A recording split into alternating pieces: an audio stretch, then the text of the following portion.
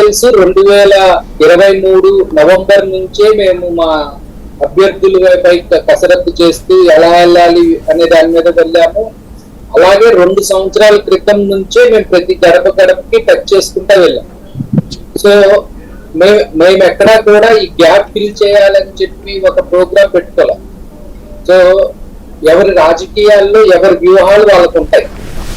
So ఇక్కడ నేను straight గా ఇంకోటి కూడా అడుగుతాను. ఇప్పుడు ఆ గ్యాప్ ఏం లేదనే, లేదా ఆ గ్యాప్ క్రియేట్ చేసుకునే తెలుగుదేశం నాయకులు, జనసేన నాయకులు అలా వెళ్తున్నారా? సో రాజకీయాలు అన్న తర్వాత, లేకపోతే ఎలక్షన్స్ వస్తున్నాయన్న తర్వాత ఎక్కడెక్కడ అవసరం ఉంటది, ఎక్కడ ప్రచారం చేసుకోవాలి, లేకపోతే ఏం ప్రచారం చేసుకోవాలి అనే దానికి ప్రతి రాజకీయ పార్టీకి ఒక స్టాండ్ అనేదో లేదా స్ట్రాటజీ అనేదో ఉంటది.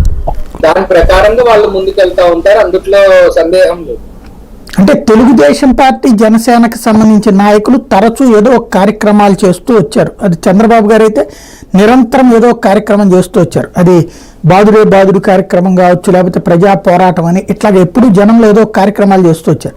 గతంలో పాదయాత్ర పేరుతో దాదాపుగా 3 ఏళ్లు జనంలో ఉన్నటువంటి జగన్మోహన్ రెడ్డి గారు ఈ 5 ఏళ్లలో బటన్ నొక్కుడు కార్యక్రమాలు తప్పించి విడిగా కార్యకర్తల్లో కానీ జనంలోకి కానీ వెళ్ళలేదు. అందువలన ఇప్పుడు ఇంత భారీ కార్యక్రమం 2100 కిలోమీటర్లు పెట్టుకోవాల్సి వచ్చింది.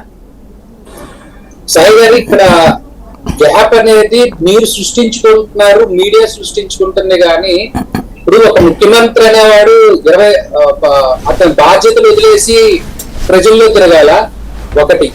రెండోది వచ్చేసి కార్యకర్తలకు కలవలేదంటే కార్యకర్తలకి కావాల్సింది ఏంటి? మా గవర్నమెంట్ మళ్ళీ రావడం కోసం మా ముఖ్యమంత్రి ఏ విధంగా పనిచేస్తున్నాడనే డైరెక్షన్ కావాలి.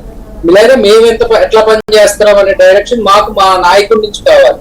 మా నాయకుడు మాకేం డైరెక్షన్ ఇచ్చాడు? గడప గడపకి వెళ్ళండి అనే డైరెక్షన్ ఇచ్చారు. 2 సంవత్సరాల క్రితం ఇచ్చారు. తర్వాత ప్రజల వద్దకే మన ప్రభుత్వం అని చెప్పి మనం వెళ్ళాము. తర్వాత జగనన్న ఆరోగ్య సురక్ష మీద వెళ్ళాము. తర్వాత ఒక్కో సచివాలయానికి 20 లక్షల రూపాయలు బడ్జెట్ ఇచ్చి లోకల్ పనులు ఏమన్నాయో ఐడెంటిఫై చేసి పనులు చేయమన్నారు. ఇప్పుడు ప్రతి పనికి ముఖ్యమంత్రి గారే వచ్చి చేయాలని ఏమీ ఉండదండి. ముఖ్యమంత్రి గారు ఈజ్ ఎ డ్రైవింగ్ ఫోర్స్. ఆయన అక్కడ కూర్చొని సీట్లో కూర్చొని డ్రైవ్ చేయాలి. అంతేగాని ఎక్కడైనా ఒక చిన్న తుఫాను, ఒక చిన్న వర్షము పడింది అనుకోండి, రంపము, కత్తెర, బ్లేడు, బుల్డోజర్లు తీసుకొని ముఖ్యమంత్రి వెళ్లాల్సిన పని ఉండదు. అదేంటంటే కేవలం పబ్లిసిటీ స్టంట్.